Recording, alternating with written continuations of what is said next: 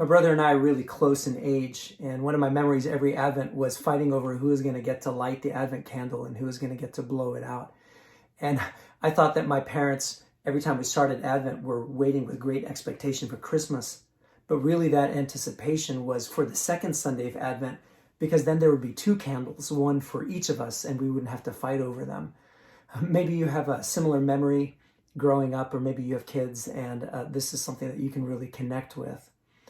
But I've always been drawn to the Advent wreath, and especially to the symbol of the candle. Have you ever noticed how all around us in church there are symbols? Things that we notice, things that we don't notice anymore because they've become such a regular part of our faith expression, but symbols all around us. I wonder why symbols are so important and why they feel so central.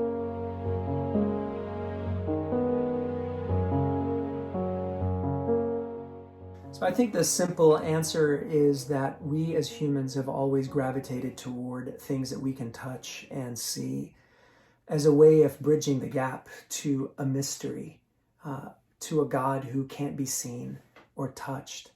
And so what we do is we set before us symbols that remind us of the different things, so that when our eyes land upon them, we can remember. I have these memories of Post-it notes that I would put on my mirror just to remind me of things. So I walk in the morning and I'm getting ready and I see the Post-it note, something that I've written to myself, just as a reminder to be mindful. And these symbols that we use in our faith are not any different than that. That we hold these things, all kinds of symbols, as a way of reminding us of what we hold to be true and sacred. When Jesus sat with his disciples that last night before he was crucified, he himself took a chalice and he took bread and he used them as symbols. And he said, I want you to do this in remembrance of me.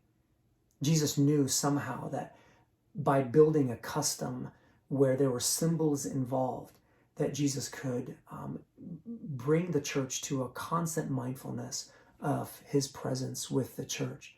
That when you take the bread and you receive it, you ingest it, it's like remembering that Christ isn't just on the outside of us, but Christ is within us. When you drink from a common cup, it reminds us that we are brothers and sisters and that we all share in this communion of faith.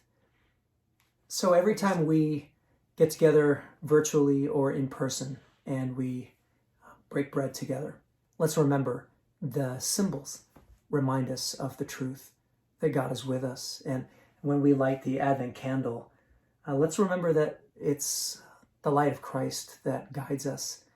And so as we journey toward Christmas with great anticipation, we remember that we don't journey alone, that this light signifies for us that God burns brightly within us and that we are being guided always, and that we don't have to be afraid when we're lost and we feel like we're stuck in darkness, but God will always be there for us. So take some time as you light the candle to think about the significance and the symbolism of it. Talk about it together with those who are with you, and I'll see you on Sunday.